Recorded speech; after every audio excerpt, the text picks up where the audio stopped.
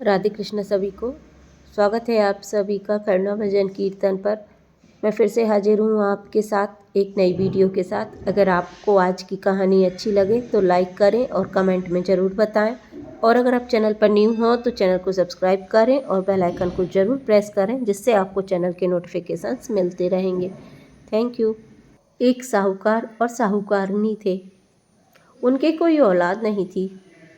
एक दिन सवेरे साहूकार घूमने के लिए गया तो उसने देखा एक किसान खेत में दाना डालने जा रहा था। साहूकार के मिलते ही वो वापस लौट गया और बोलता गया, आज तो शगुन अच्छा नहीं हुआ। साहूकार ने सुना, उसका मुंह उतर गया। उसकी पत्नी ने पूछा, आज क्या बात है? साहूकार ने सारी बात बताई तो पत्नी बोली, आज चिड़िया आई। तो बेबी बोली, बच्चे नहीं हैं तो दाना कहाँ से मिलेगा, और कहकर उड़ गई। साहूकार को क्रोध आया और उसे बहुत बुरा भी लगाया। उसी दिन से साहूकार और साहूकारनी दोनों सूर्य भगवान का व्रत करने लगे और उनकी आराधना करने लगे। उन्हें व्रत करते हुए 12 वर्ष व्यतीत हो गए।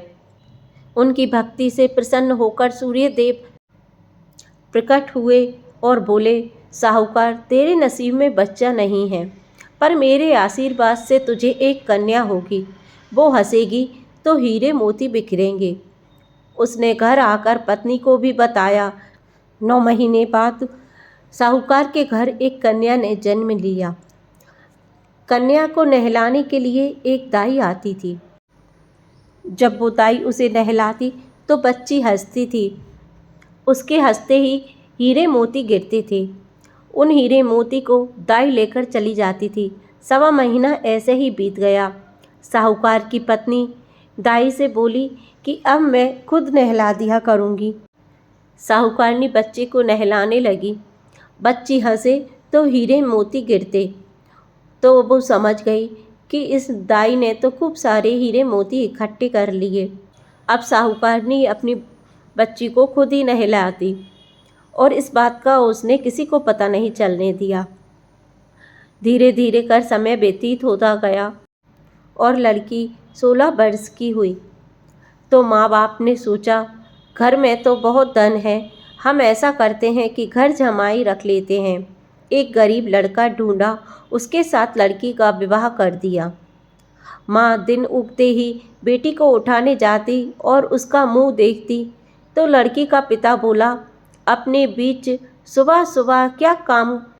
तो लड़की बोली, ये माँ का नियम है। वो सुबह होते ही पहले मेरा मुख देखती हैं, फिर कोई कार्य करती हैं। दूसरे दिन वो सुबह उठा और उसका मुंह देखा तो उसके मुख से हीरे मोती बिखरे पड़े थे। वो समझ गया कि इसलिए सास उसका मुंह पहले ही देखती है। थोड़ी देर बाद लड़की की माँ आई तो उसे हीरे मोती नहीं मिले। माँ समझ गई कि जवाई को पता चल गया है। माँ के मन में कपट आया। उसने एक दिन आदमी को जवाई को जान से मारने के लिए भेज दिया। आदमी ने जमाई को मार दिया और उसका सिर सासू को लाके दे दिया। सूरज भगवान ने यह देखा कि हमारी दी हुई कन्या का पति मर गया है।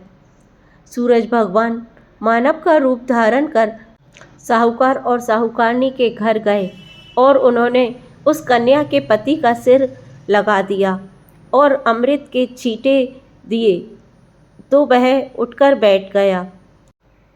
कुछ समय पश्चात वह अपने घर गया तो साहूकार की बेटी ने उससे पूछा कि आज रविवार है और मेरा नियम है कि दिन अस्त हुए के बाद मैं भोजन नहीं करती, फिर आप इतनी देर से क्यों आए? वो बोला, तेरी माँ ने मुझे मारने के लिए एक आदमी भेजा और सारी कहानी बता दी। बेटी बोली, हम अब यहाँ नहीं रहेंगे।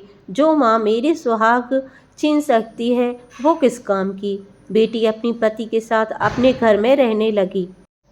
धीरे धीरे उसके घर में सब सुख समृद्धि हो गई और भगवान की कृपा उस पर रहने लगी। कुछ समय पश्चात साहूकार और साहूकारनी दोनों दरिद्र होते चले गए और सूर्य भगवान बेटी पर प्रसन्न हुए।